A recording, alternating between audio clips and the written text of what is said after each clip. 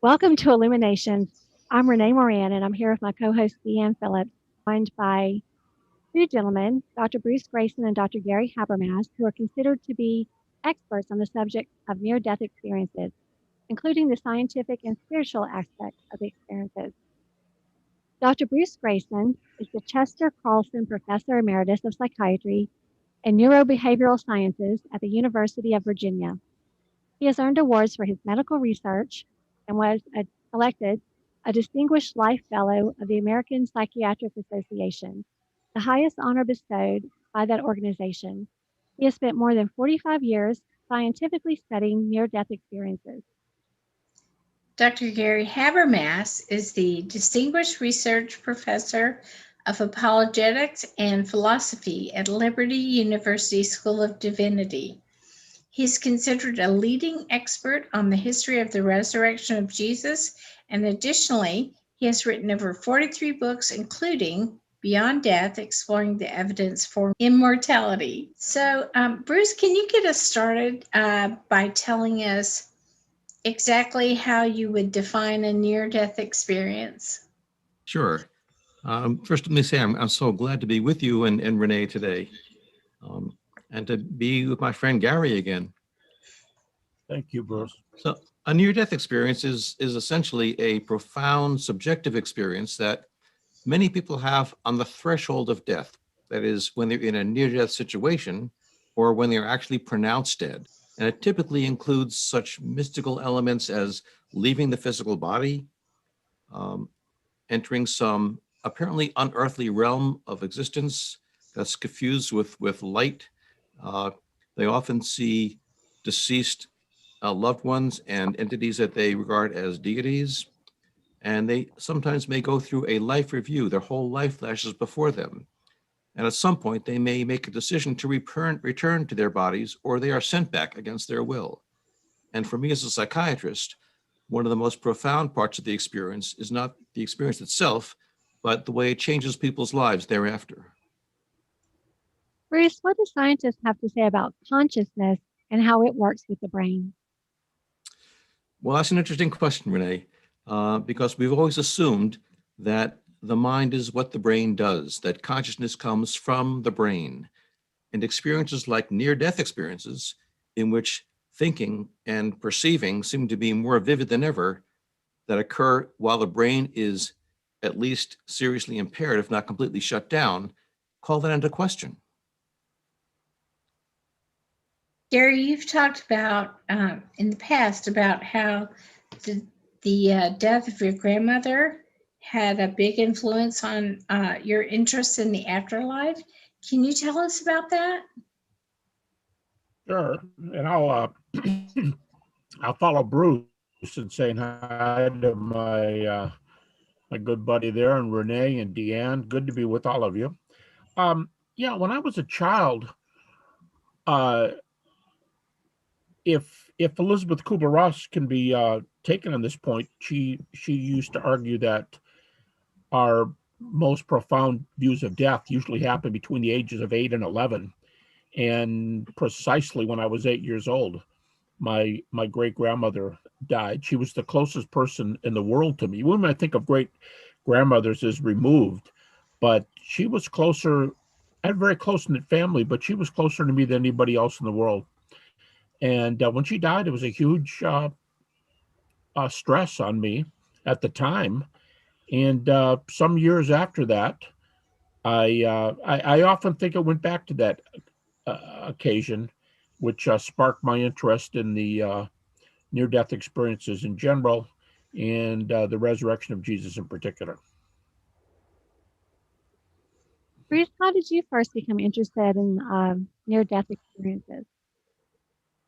Well, I was raised in a non-religious household. My father was a scientist, and I was raised to believe that the physical world was all there is, that what you see is what you get. It's not that my family was anti-religious, it just never came up in our household. So I went through college and medical school with the idea that the material world was all that there was. And then shortly after I started my psychiatric training, just a couple months out of medical school, I was called to evaluate a patient in the emergency room who had overdosed, and she was totally unconscious. I could not talk with her. But her roommate who had brought her in was waiting for me in another part of the hospital. And I went down there to talk with her and get information about the patient. I then came back to see the patient. She was still unconscious, and she was being admitted to the intensive care unit overnight. And I arranged to see her the following morning. She was barely awake. She was very drowsy. I introduced myself, and she startled me by saying, "I know who you are. I remember you from last night." So I said, "Well, I thought you were unconscious. I didn't know you could see me." And then she opened her eyes for the first time and said, "Not in my room. I saw you talking to my roommate." Well, that just blew my mind. I didn't know what she was talking about. The only way I could imagine that happening is if she had left her body and followed me down to her roommate's room. And that just made no sense to me. As far as I could tell, I was my body. So I kind of challenged her on this. And she said, then she went on to tell me about the conversation I had with her roommate, everything we said, where we were sitting, what we were wearing, making no mistakes at all. I just couldn't understand this at all. So I kind of tried to push it out of my mind for a while because I just couldn't understand it. And a few years later, I met Dr. Raymond Moody and read his book, Life After Life, which gave us the name for these phenomena, near-death experiences, and told us what happens during a near-death experience. And I realized for the first time that this was not just one bizarre thing that happened to one patient of mine, but it was a common experience. And since I couldn't understand it, couldn't explain it, that I realized I have to take this seriously. So you thought it was just kind of a one-off thing initially, and you were hesitant to tell anyone, or? Well, yeah, I didn't tell anyone. They think I was crazy. I can imagine how the patient felt talking about it. So I tried to push it out of my mind very unsuccessfully until I realized this is something really that we need to confront. It really challenges everything we thought we knew about the mind and the brain and about what makes people people. How long was it before you found out that there were other experiences like that? Well, it was about 4 or 5 years before I read Moody's book and realized there were many of these. Now, in that interim, I had talked to other patients who described similar things, and I tried to dismiss them as being part of their mental illness. So, well, Gary, would you classify these as miracles? I personally would not would qualify them that way. A miracle traditionally, even defined most influentially a couple centuries ago by the skeptical philosopher David Hume, is an event that he said breaks the laws of nature brought about by God or some invisible agent. Well, he didn't believe in God or invisible agents, so he just said that's what a miracle would be if it happened. But if you use that kind of definition, I don't think miracles break the laws of nature. I don't think they have to be performed by God. I think it could be in a world where God exists. But I don't think, I think of near-death experiences as religious phenomena at their best, which bring considerations concerning not even an afterlife per se, but what I would say is minimal consciousness after the initial, as Bruce just described, what might be the first few stages or minutes or hours after somebody's death, especially in cases of as far as is known medically, inactivity from either the heart or the brain, which are just seconds apart. So I think it's kind of a pretty normal circumstance that's going to involve some other factors, religious factors.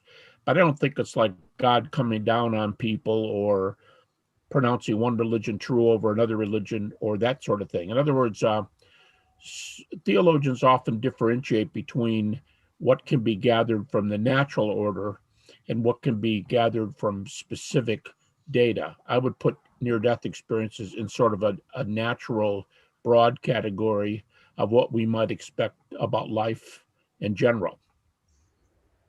I So, see. Dr. Habermas, I wanted to follow up on that a bit. So, based on what you just said, are you saying that you think consciousness might only last a short while after death, or do you think there's an afterlife? Well, I think there's an afterlife, but I think if you're going to say, let's try to evidence him with near-death experiences, I think the issue is that the vast majority of near-death experiences are not evidenced. Of those that have been, the sort of thing that Bruce just started with is an amazing case where this young lady could talk about what was going on a ways away from her and give a very accurate description. That kind of expands your ideas of what the world is like. So now, if she were in a state where she had a cardiac arrest with ventricular fibrillation and had no measurable heart sense, I mean, it's a cardiac arrest, about 15 to 30 seconds later, the brain waves disappear. Dr. Greyson could respond to that very well. But so what I'm saying is, at the most, people who, first of all, evidential cases are more rare for sure than general NDEs. Secondly, once you get those evidential cases, they generally don't last a real long time. Sometimes they're surprisingly long. In fact, Dr. Greyson himself has done an excellent article years ago on what are historically referred to as Picandarian cases, where near-death persons claim to have met a family member or a close friend that gives information that maybe nobody knows, at least nobody in the thereabouts know. No friends, nobody in the waiting room, nobody in the family, and they report data that can be verified. Then you start thinking, well, if that happened, how long's that person been dead? And there are cases anywhere from, 1 to, I mean, I remember a case of 49 years, of cases at 10 years. So no matter where you go, even if you give that the best, most likely, your best shot at an explanation for afterlife, you can't use near-death experiences, in my view, to argue for eternal life or what might go on beyond that. I think that's probably where religious data are going to come in, and why I got interested in the resurrection of Jesus, which I think the corollaries for that event puts other things in the equation here. But NDEs alone, very influential, evidential, and evidential for, as I said, minimal consciousness beyond a near-death state, and in a flat brain, flat heart, measurable state, what the machines say. That's shorter, but it's very suggestive. Thank you for explaining that for me. So I would like to ask both of you, how many near-death experiences have you studied or collected or whatever? Or do you even know? Well, I include in my research database slightly more than 1,000. Those are the cases for which I have sufficient information about the phenomenology and about the medical details of the near-death event. I've spoken to many more people who I don't include in my research because I don't have enough information about them. Yeah, in my case, I don't do the kind of investigation that Bruce does, because he's got the unique, not just medical training, but psychiatric and brain science training. I would say hundreds in my case, but most of mine come from listening to stories and then zeroing in when somebody, like, for example, if I had heard that case that Bruce described about the woman giving an account of her friends a distance away from her, when she said, "Oh no, not here in the room with me, I watched you go down the hallway," I would have zeroed in on that, and then I would, as I'm doing right now, because one of my best friends just had a near-death experience. And the guy's got a PhD. He's in philosophy. He's very sharp, and he just wrote to me yesterday to tell me this. And we're exchanging emails. That's kind of what I would do. I would interview him right away and say, "Anything in the room? Are you aware of conversations? How about a distance away?" And if, again, to go back to Bruce's, if somebody said, "Oh no, this was down the hall, I saw something," they're more rare, but there are a lot of them. And the data stack up very nicely. And when they stack up with an apparent, according to the machines, less evidence of heart or brain working, now they become more and more evidential, but usually only for short periods of time. Bruce, in your new book, After, you chronicle a lot of the stories of the people who have had near-death experiences, as well as some of your research. And once you started researching these near-death experiences, you felt they were important enough that you co-founded the International Association for Near-Death Studies. Yes. Tell us about that organization. Well, this was back in around 1980. After Modi wrote his book in 1975, he was contacted by several doctors and psychologists and cardiologists who were interested in studying this phenomenon. So he wisely brought them all together to talk about how to do that, how to research these phenomena. And out of that group came the International Association for Near-Death Studies in 1980. And it was originally started to support researchers and to bring some consistency to how we went about studying the phenomenon. And it quickly became apparent that as great as our need was, there was a much greater need to provide support to the experiencers themselves who were having trouble understanding the experience and integrating it into their lives. And now, 40 years later, the organization is a worldwide collection of doctors, researchers, people who've had near-death experiences, their families and friends, people interested in death and dying.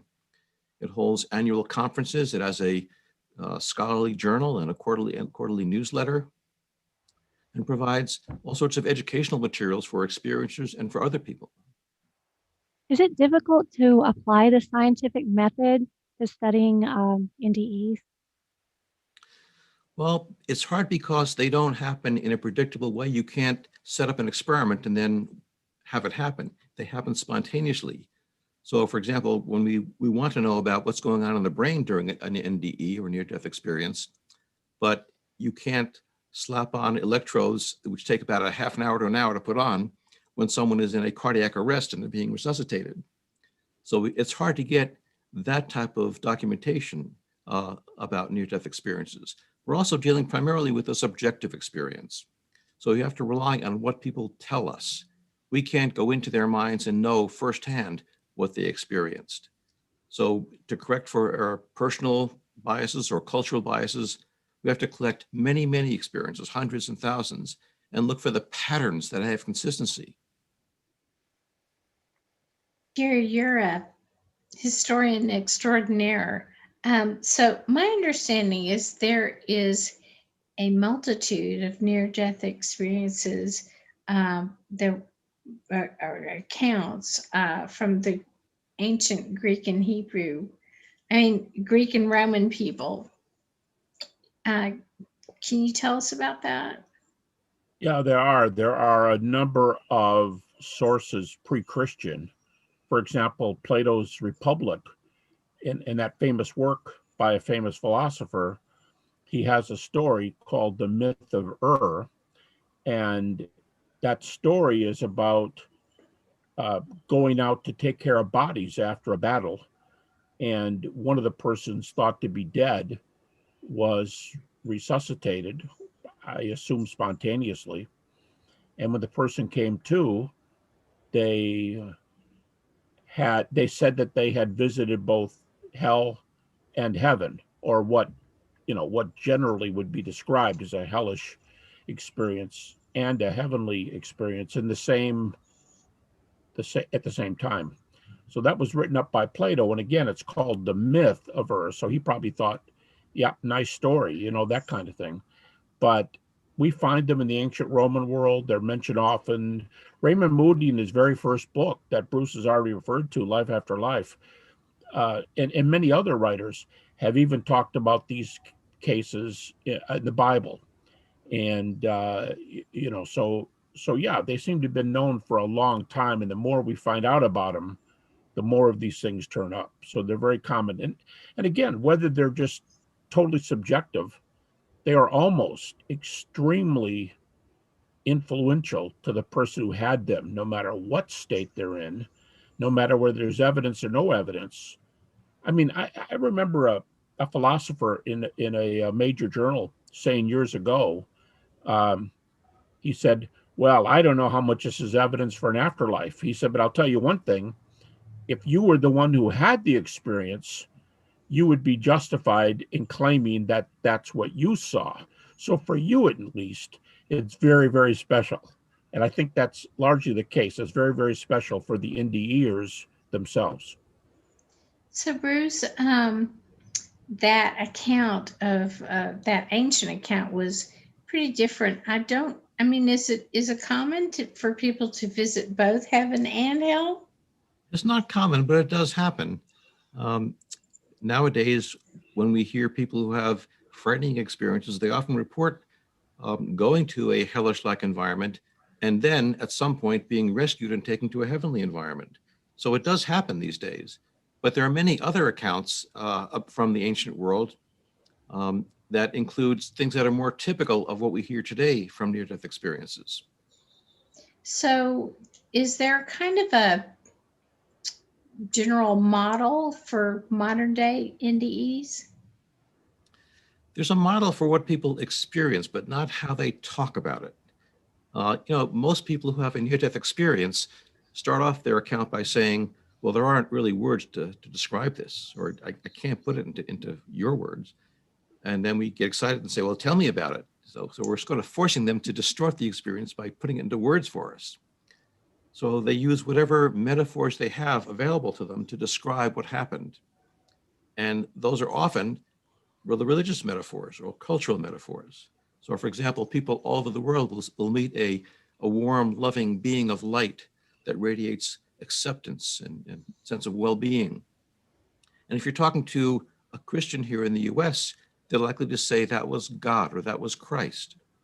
Whereas if you're talking to a Hindu in South Asia, they're not going to use those words. They may call it a Yamdut or a deceased loved one or something like that. Or many people just say it was a being of light. And in fact, I've talked to many people here who say, I'm going to call it God, so you know what I'm talking about. And I can't think of another word for it. But it's not the God I was taught about in church. It's much bigger than that. And they talk about all parts of the near-death experience in metaphoric terms. Another example is the tunnel. Most people describe going through a long, dark, enclosed space to get from this physical world where the body is to the other realm, where most of the action of the NDE takes place. And here in the US, they say, I went through this tunnel to a realm of light. But if you talk to people who have their NDEs in cultures where there aren't a lot of structures like tunnels, they may say, I went into a cave, or I fell into a well, or I got sucked into the calyx of a flower. So they use what metaphors they have. I talked to one fellow here who was a truck driver who said, then I got sucked into this long tailpipe. So use whatever words you have available to describe this ineffable thing. Is light always an element pretty much in all of them? It usually is. Now, there are many near-death experiences that involve leaving the body and watching what's going on around the body, and not much more than that. But those people who actually go to some apparently other realm often describe it as a realm of light, a being of light. Now, there are some people who have an experience of being in a realm of utter darkness. And for Americans and Westerners in general, that's often a terrifying experience. They describe being in this featureless void with no sight, no sound, nothing but their own consciousness and nothing else for eternity, which is terribly lonely for us. But I've also talked to people who were raised in the Hindu culture who describe the same thing and describe it as blissful. They say, this was nirvana. So again, it's your culture helps you determine how you interpret the experience, but the experience itself is the same across the globe. Bruce, there was an account by a professor who taught Albert Einstein, and it's been speculated that perhaps that incident affected Einstein's theory of relativity. How did people come to that speculation? Well, this is an interesting story because it goes back to Albert von St. Gallen Heim, who was a geology professor at the Zurich Technological Institute. And he was an amateur mountain climber in the Alps. And when he was in his 20s, he fell when he was climbing a mountain and fell several hundred feet, repeatedly crashing against the craggy rocks as he fell. And he wrote that time seemed to slow down for him so that he was able to think very carefully and calmly how to twist around so he would end up landing in a snowdrift rather than in the rocks. And he said the most impressive thing was that it was a blissful experience. He wrote, I have watched people fall before, and it's terrifying to watch someone fall. But when I was falling, it was wonderful. It was blissful. He reviewed his whole life, and it took like 6 seconds for him to fall. And it took him hours to report what happened to him. He was so impressed by this that he started asking other mountain climbers and quickly collected 30 other cases that he published in the yearbook of the Swiss Alpine Club in 1892. He also was so impressed that he started talking to all his geology students at Zurich about this experience. And 10, 15 years later, one of his students was a teenage Albert Einstein, who heard Heim saying that as I fell, as I was going faster and faster, time expanded and became greater and greater. And sure enough, about 10 years later, Einstein writes his theory of relativity, which says that the faster you go, the more time expands. This slowing of time or expanding of time is a common element of an NDE, isn't it? Many near-death experiencers say that the sense of time that we have in this earthly life does not exist in the other realm. They may say it's distorted. It's as if everything happens at once, or as if everything takes place in eternity. And many say, frankly, there is no such thing as time. That's just something we impose on it. So, Gary was talking before about how long consciousness can last after the body dies. Is it just a matter of minutes, or can it go on for a long time? And if you ask near-death experiencers that question, they will say, that doesn't make sense because there is no time after you die.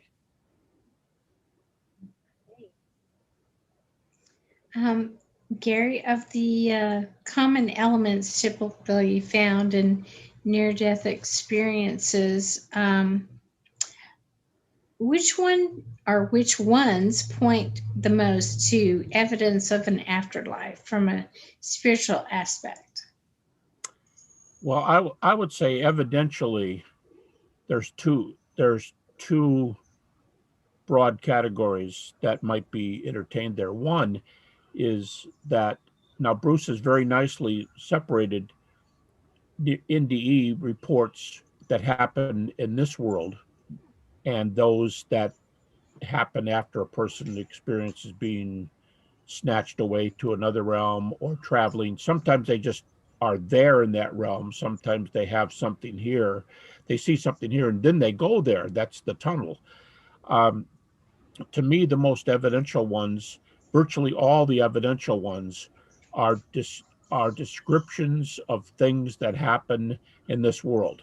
And near-death researchers frequently differentiate between evidence inside the room, evidence outside the room. That would be like the case of the woman in the coma watching a presumed conversation from down the hall, or it could be a mile away, it could be further away. But when they get whisked away to another realm, the evidence is of the sorts we've been explaining are virtually non-existent. I would say, with the exception of mostly with the cases that I referred to, one of the articles that Bruce has he has more than a couple dozen Picandarian cases. If somebody meets somebody that they are sure they knew who they were, let's say their father, their wife, husband, and that person reports evidence of something that's happened that can be checked out. But again, we're back to the real world, because if the person says XYZ is going to happen, if you can't verify it, you're going to say, oh, that's a nice story. I'm glad you were influenced. If you can check it out, then that becomes more of an evidential tale. But this objective, subjective, most of them are subjective reports because there's not much to hang your hat on. The ones that are kind of catch people's attention because they're amazing. And I'll say one thing about the subjective thing. It's amazing when you talk to NDEers, they often very quickly get to a state where they'll say something like, well, I was in this other realm, and how should I say this? They'll say, the colors are just, well, I can't do this. because, and we have a word for this, ineffable, and they'll say, see, when I tell you blue and red and yellow, you think I mean blue and red and yellow. Well, yeah, of course I mean blue and red and yellow. And they go on like this, and they'll say, no, I wasn't watching the color. I was in the color. I was part of it. It was part of this technicolor, whatever. And then they'll do the same thing with sounds. They'll say, I heard the best music I ever heard, like in Lord of the Rings or something. That kind of Celtic kind of. No, I'm not doing justice. You think I mean this, and I don't. I mean notes and sounds that I've never mind. It was just wonderful. And that's how the conversation goes. It's impressive to listen to them, even if they don't present an ounce of evidence. It obviously was very real to them, and the experience later, there's usually some life changes. Bruce, you touched on earlier that a life review seems to commonly be an aspect of an NDE experience. Could you tell us more about what a life review is and how that affects the person who has that experience? I will, but I'd like to respond to Gary's question first. That, I certainly agree with what he said about the ineffability. Many near-death experiences have given metaphors like, they say, it's like trying to draw an odor with a box of crayons. No matter how many crayons you use, you can't capture what an odor is. But in terms of the evidential nature, having grown up as a materialist, I found it very striking that people can describe things accurately from an out-of-body perspective, particularly when the brain is offline. Because if you don't have separation of mind and brain, then you can't have any afterlife. The prerequisite for surviving death is having consciousness survive without the brain. So I'm very impressed by the fact that we have consciousness outside the brain. In terms of that allows afterlife, it doesn't require it, but it allows it. But we do have some phenomena that I do think are evidential. Many people, as Gary mentioned, will see their deceased loved ones in the near-death experience. And these are often easy to dismiss as saying that was wishful thinking, that was expectation. You thought you were dying, you wanted to see your deceased grandmother, so you conjured up her image. But there are a number of cases where somebody sees a deceased person that no one knew had died. And those cannot be dismissed as expectation. Let me give you an example, because sometimes they're very specific. There was a 25-year-old technical writer who had serious pneumonia and was hospitalized with repeated respiratory arrests when he couldn't get his breath. And he was hospitalized in his home country in South Africa. And one of his favorite nurses was a young woman about his age who would often flirt with him, as he thought she was. And one day she told him, I'm going to be away for the long weekend, so you'll be having other nurses. He wished her well and said goodbye to her. Shortly after she left, he had another respiratory arrest, and he had to be resuscitated. During that period, he had a near-death experience in which he found himself in another realm. He described it as a beautiful pastoral garden.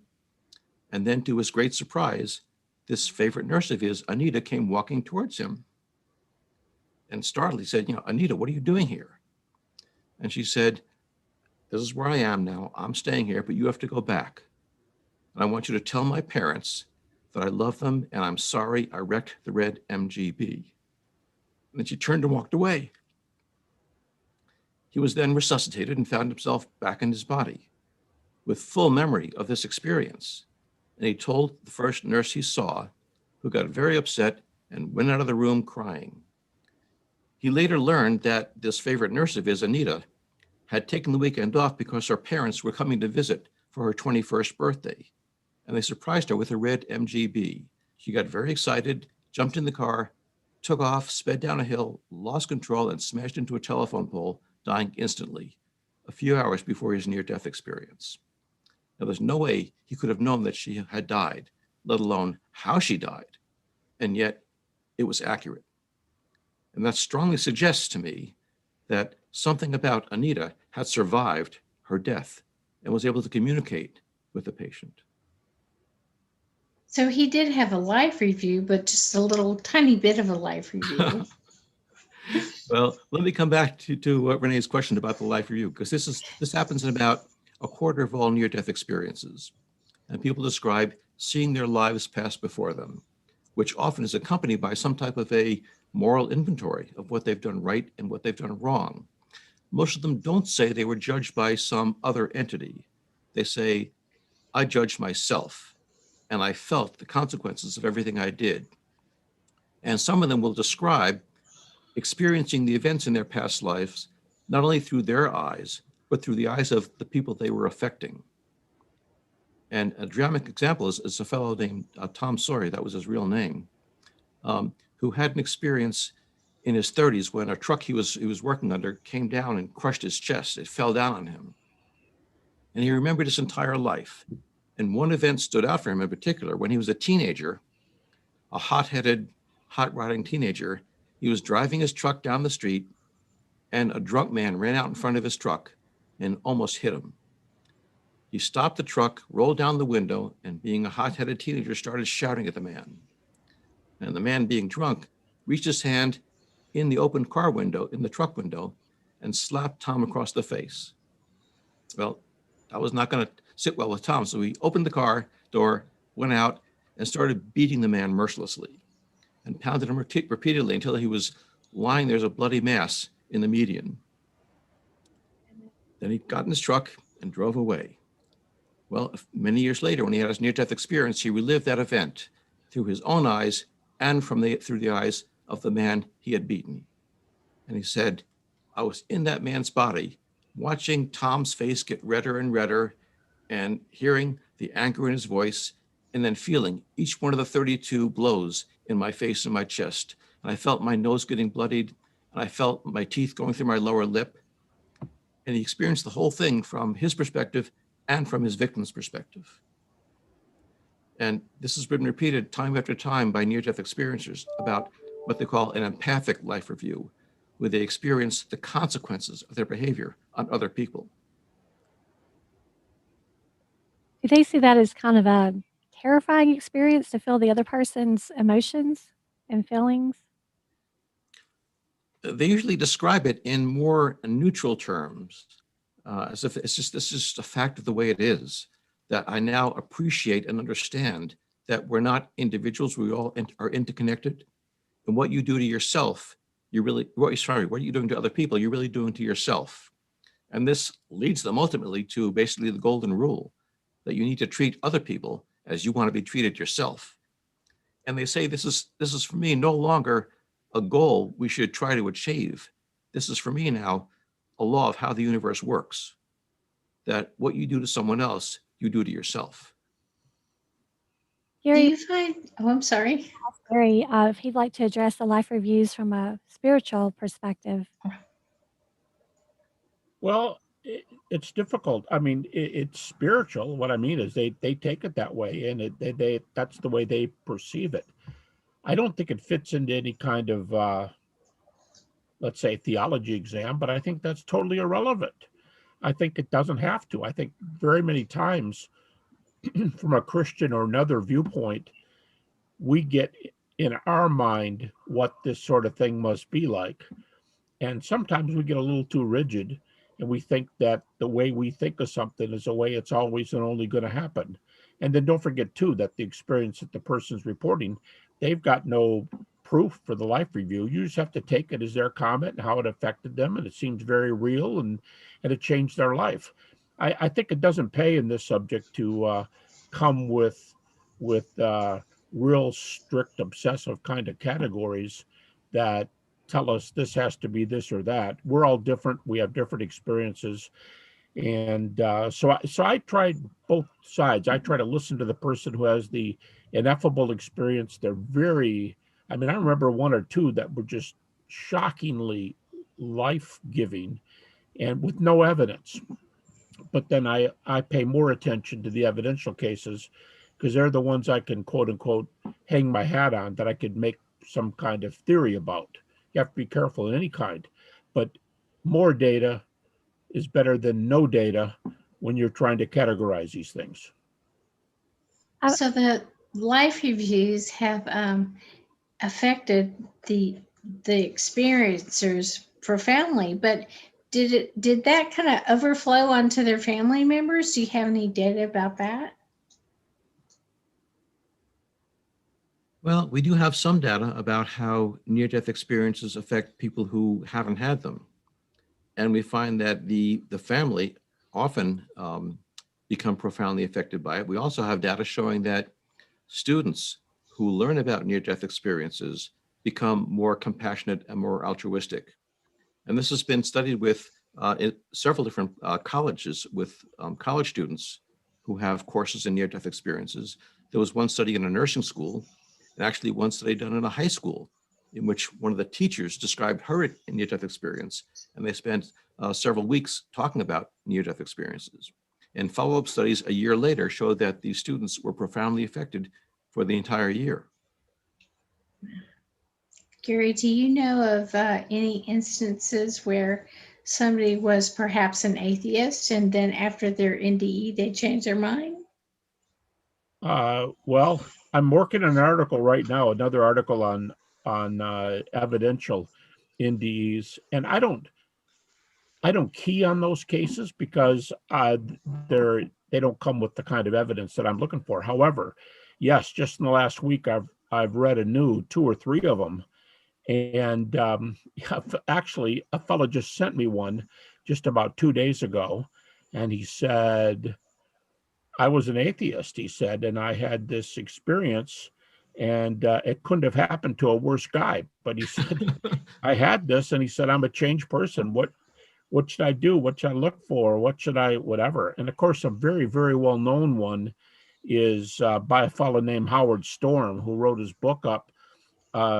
His title, My Descent into Death. He was a very rigorous atheist at a state university in another field, not a religious or medical field.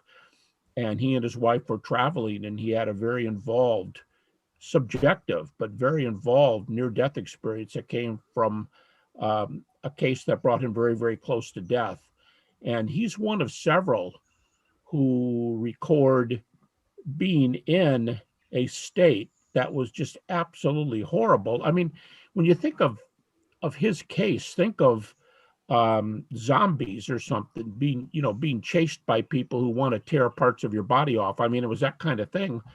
And he had no religious training since he was very, very young child. And he wanted to, while he was running and hurting, he was trying to think of something religious, and he couldn't think of anything.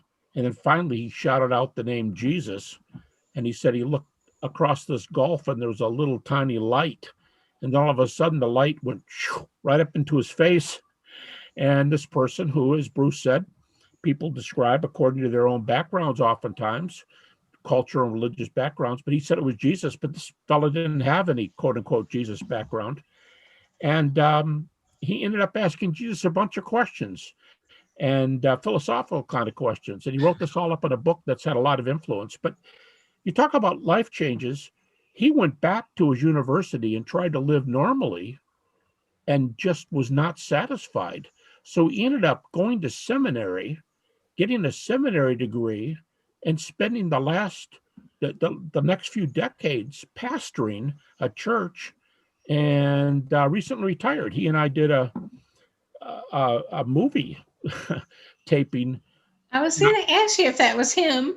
Well, there's a lot of them now. This was a movie for Netflix, and he and I were 2 of several people being interviewed, and his story always captivates, because with that story, you don't have to have evidence to be moved any more than you can watch, a zombie movie and not be moved. I mean, that's a good example of a subjective case that's very moving, even without data.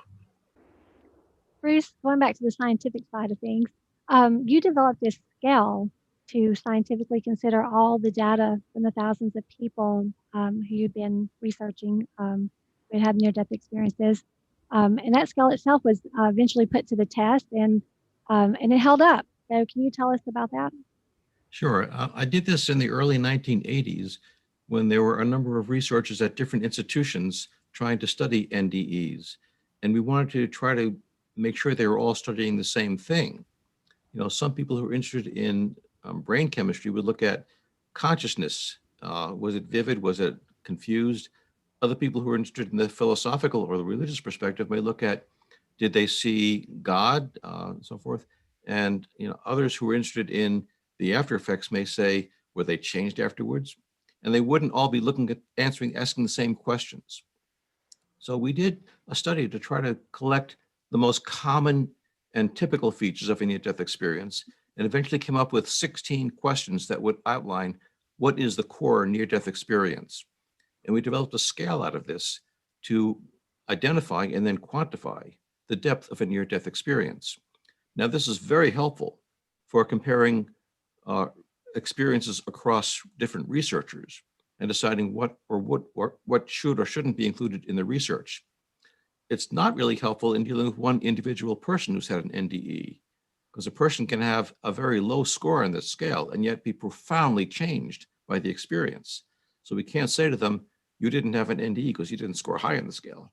They were obviously profoundly affected by it. I have a question, and when you're talking to people who are relaying their experience, do you ever like hook them up and see what kind of brain waves they're having? I think as I recall from my schooling, when you're thinking, you have beta waves, and when you're dreaming, you have theta waves. And I'm just wondering what kind of brain waves they had, and if you tested that. Yeah, I have not, but other people have. Mario Beauregard, who was a neuroscientist at the University of Montreal at the time, brought near-death experiencers into his lab and did various types of brain imaging with them as they tried to recall and relive the NDE. There were all sorts of theories about what part of the brain is involved in the near-death experience, most focusing on the right temporal lobe. And what he found was that there was no one area, that all parts of the brain were involved, which kind of makes sense when you think that the NDE includes vivid thinking, vivid perceptions, strong emotions. So of course, the whole brain is going to be involved. There are other ways of trying to differentiate whether this is a real event or just a fantasy. There are scales that have been developed to differentiate memories of real events from memories of imagined events. And this was developed originally to study children who claim to remember childhood abuse. And we wanted to know whether this was real or a fantasy. So they developed this scale. A psychologist named Marcia Johnson developed this scale. And we gave that scale to near-death experiencers. And we had them rate their NDE and then another vivid experience from their life around the same time, and then an imagined experience from that time. And what we found was that the near-death experience was remembered like the real events and not like the fantasies. In fact, they scored higher in reality than the real events were. Now that study was replicated by two other teams in Belgium and in Italy. And the Italian team also measured brainwaves as the people were remembering the NDE. And what they reported was, again, that the brainwaves looked like memories of real events being processed, not memories of dreams or fantasies being processed. So some of the things they were doing were like tracking their eye movements, and that thing about if you're right-handed and you remember something, you look up to the right, and if you fantasize up to the left or whatever. Yeah, we haven't done that. We've looked at brainwaves though. Okay. Bruce, what's the scientifically held model or the scientifically accepted model currently of what happens when we die, and do NDEs challenge that model? Well, it's a difficult question because we used to think death was an event. You're living now, your heart stops, you're dead. And now we're appreciating that it's not a single event, but a process. Sam Parnia, who's a critical care physician at NYU, has done the most writing about this, that there's a gradual process where different types of cells in the body differ in how quickly they stop functioning. So death can take a long period of time based on what you're using as your criterion. If we look at what happens during cardiac arrest, which is the most studied way of coming close to death or dying, we find that when the heart stops pumping, You no longer get blood going to the brain carrying nutrients and oxygen. And within 4 or 5 seconds of the heart stopping, the brain waves start to diminish. And within about 20 seconds, they go totally flat, which means no measurable electrical activity in the brain. And at that point, presumably there's no consciousness. And yet people who have this experience describe the most vivid consciousness of their lives. So earlier, you guys were telling us that it's difficult for people to talk about their NDE.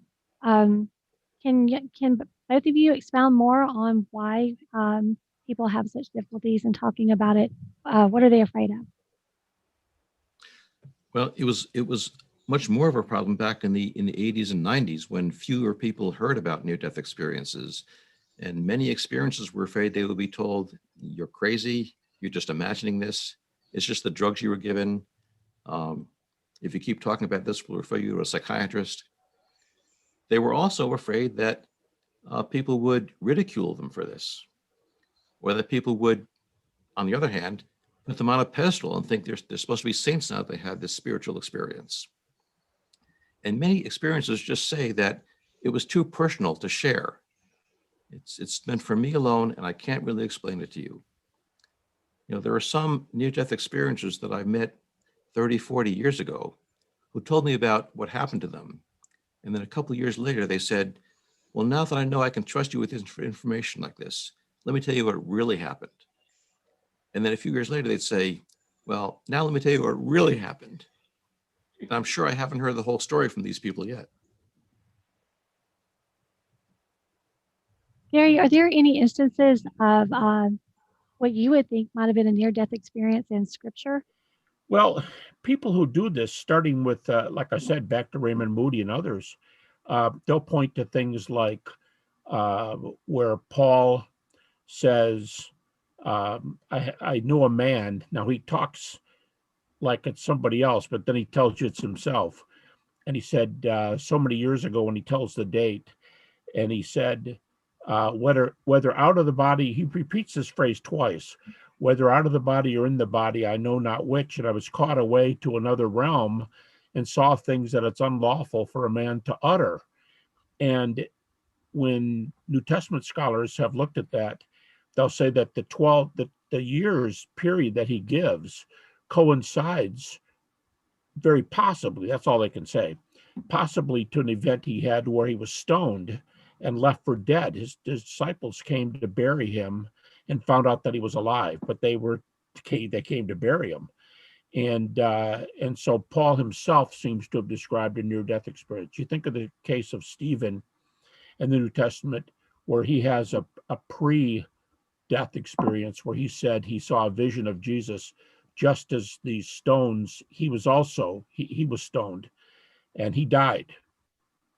But he called out and said, I saw Jesus just before he died. And then you've got a parable, a story where Jesus talks about a man who did die and he was carried by angels to Abraham's bosom. Now that's an interesting discussion, that angels took him. Was it a tunnel? Was it a dark space? Who knows? But in the story, he was carried to Abraham by angels, and he remained there. Whereas in a number of the stories that we read all the time, sometimes two people go or one person by themselves, and they're very frequently told, you've got to go back. It's not your time. So you've got a couple there before the fact, and you've got that parable, which isn't a true story per se. It's a story where the person remained. So that much is typical. Bruce, could you tell us, some scientists think that these NDEs can be caused by electrical activity in the brain or a dream state or chemical changes in the brain. Why don't any of these ideas seem to hold up? Well, there have been a number of these hypotheses based on physiological changes, and they all make sense from a theoretical perspective. But when we actually collect data to try to test these hypotheses, the data invariably contradict them. For example, the first one, and the most common one, was that there's lack of oxygen to the brain.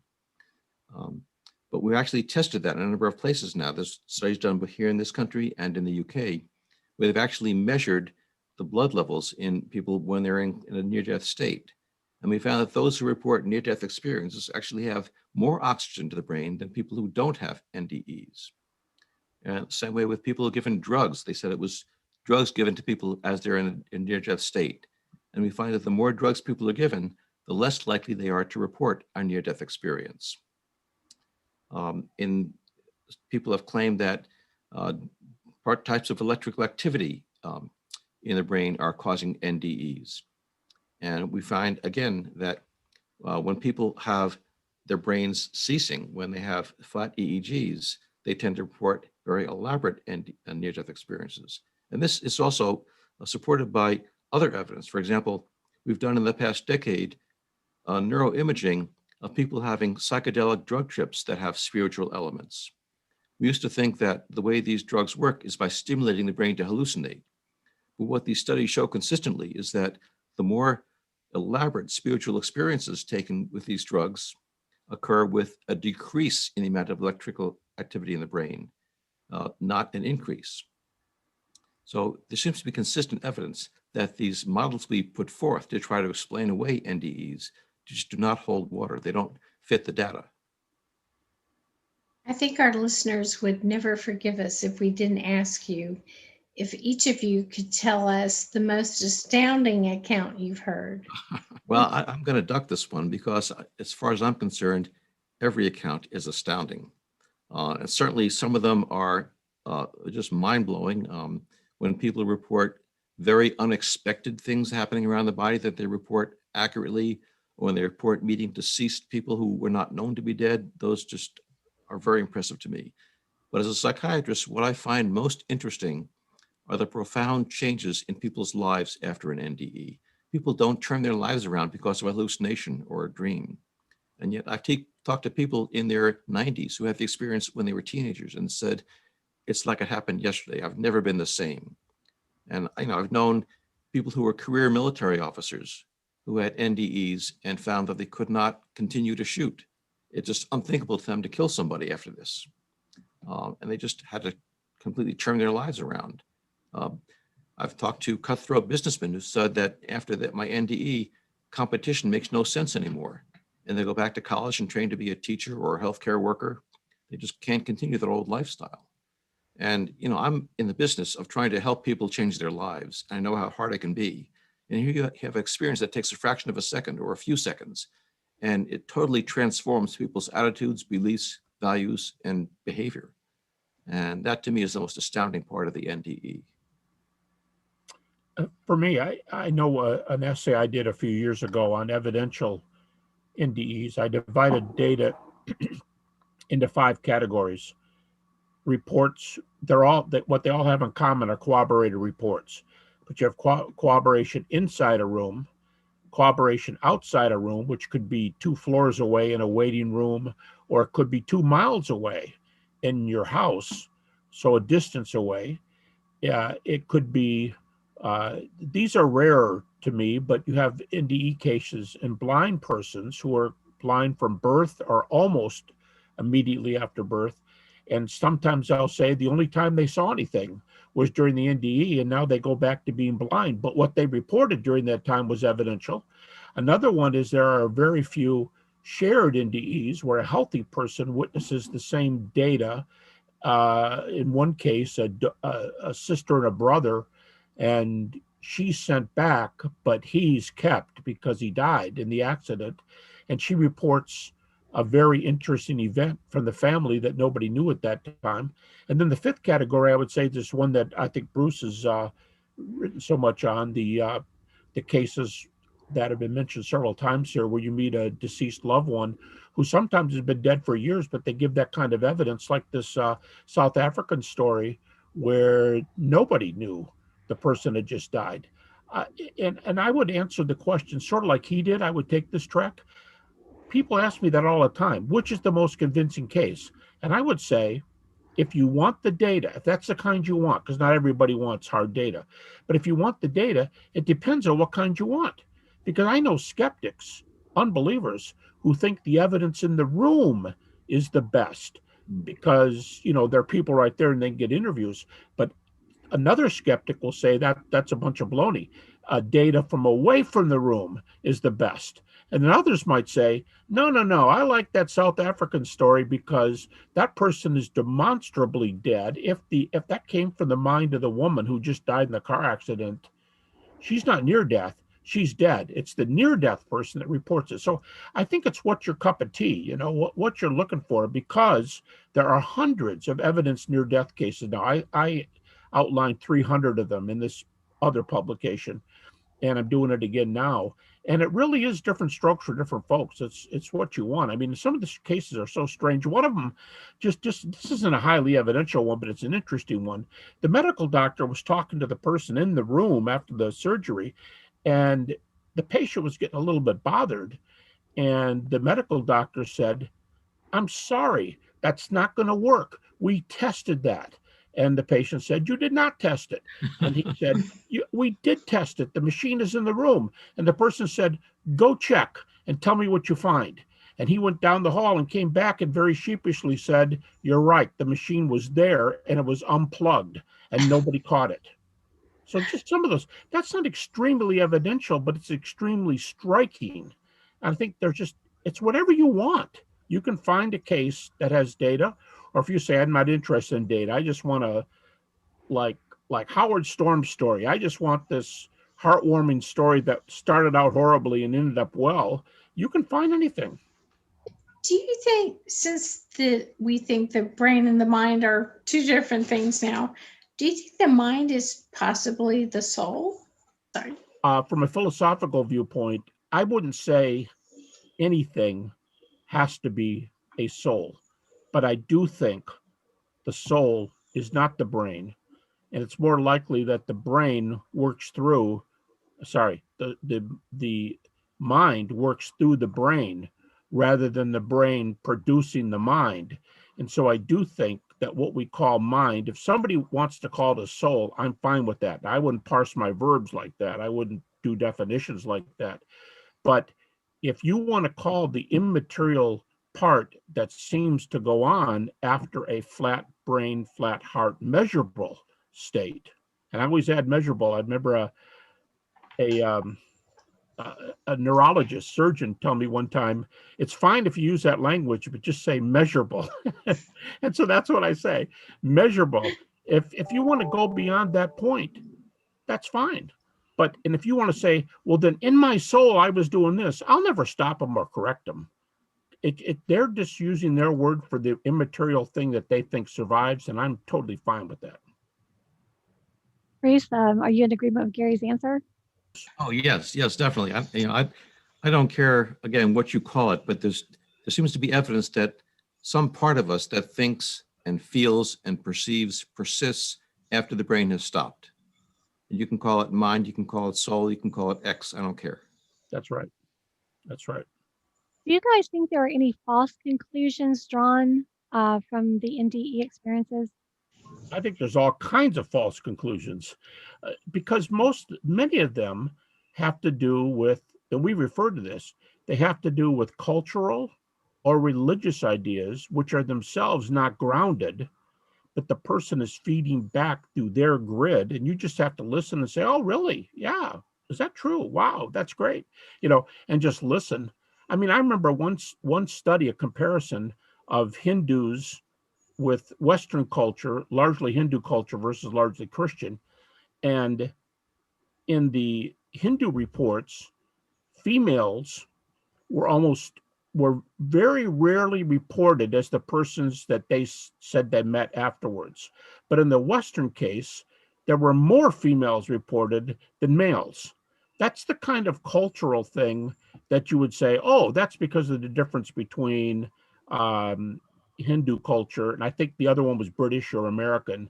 Those are cultural differences. So we just have to allow for that. And again, that's one reason I'd rather narrow down on the evidence. But at the same time, I am moved by people who have nothing but a subjective experience with no data. They're very moving. Bruce, you were talking about people changing in an instant.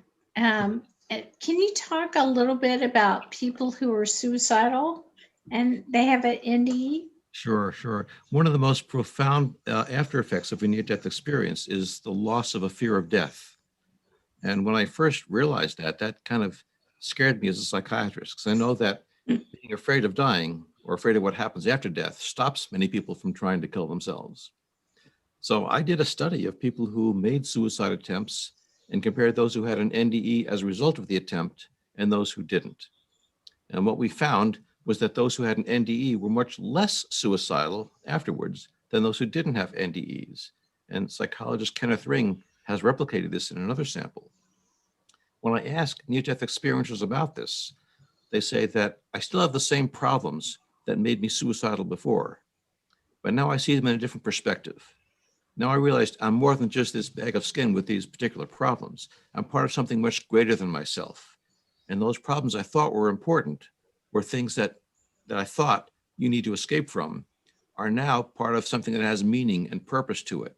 And I'm supposed to learn from those and grow from them, not run away from them. They say that even though I'm no longer afraid of death, that means I'm no longer afraid of life. I'm not afraid to live more fully and take chances because I'm not afraid of losing it. So I can enjoy life much more now than I did before. Speaking of it changing people's lives, how have the study of NDEs changed both of you guys, Bruce and Gary? Well, I started off without any type of religious or spiritual tradition, and it just was not a part of my life. And I don't think I can escape that any longer. I feel like there is definitely some spiritual aspect to who we are and to the universe in general. I don't have great labels to put on that because I don't have the tradition to interpret it with. But I realize that the physical world is not all of what we are, and in fact is not the most important part of what we are. Also, being a scientist, I went into this thinking that science has all the answers, and we're going to get all the answers sooner or later. And over the decades of doing this research, I've come to realize there are a lot of questions we're not going to find scientific answers for. And I've become very comfortable with not having all the answers. And that's made my life a lot easier too. Yeah, in my case, we started, and for me, talking about that case of losing the closest person in my life when I was 8 years old, and having growing up in my early years with being afraid of death, because for her, that's what took the number one person in my life away from me.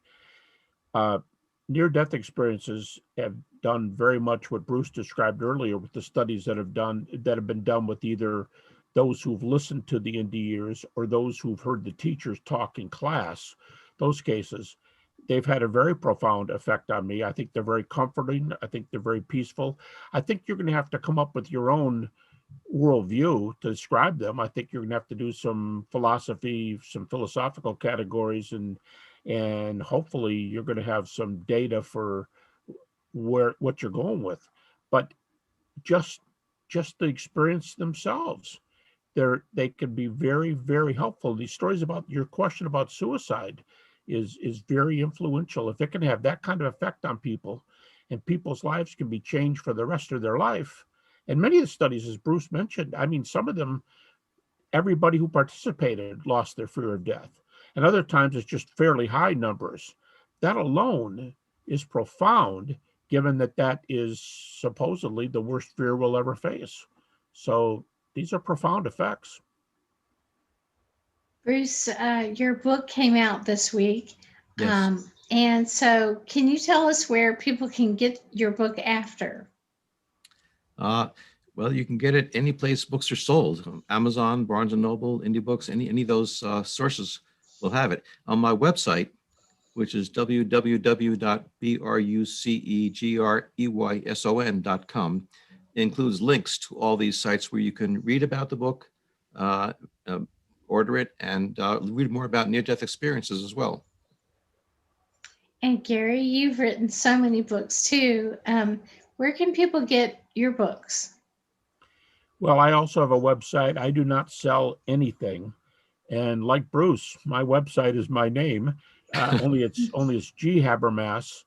I'm sorry, I'm giving you my email. it's GaryHabermas.com. And I have a YouTube channel too, and there's a lot of near-death on both these. And again, working on a new publication right now that should be out in a while on evidential near-death cases to augment one I did a few years ago for another academic publisher. So, like I said, it's had a big effect too. Well, Bruce Greyson, MD, the Professor Emeritus of Psychiatry and Neurobehavioral Sciences at the University of Virginia, who has studied near-death experiences for more than 45 years. As he said, you can get his book After from Amazon or Barnes & Nobles or wherever where books are sold. And Dr. Habermas, the Distinguished Professor of Philosophy and Theology at Liberty University, in addition to being a recognized expert on near-death experiences, he's a worldwide renowned expert on the historical evidence of the resurrection of Jesus Christ. And that subject, he's going to discuss with us on Easter Day. It'll be aired on April 4th. We want to thank both of you gentlemen. What a fascinating conversation we've had with you today. Thank you, Deanne. It's been a pleasure to talk with you. Thank you, Deanne and Renee. Been a great time. Thanks. Thank you. Great sharing with you too, Bruce. Nice to see you again, Gary.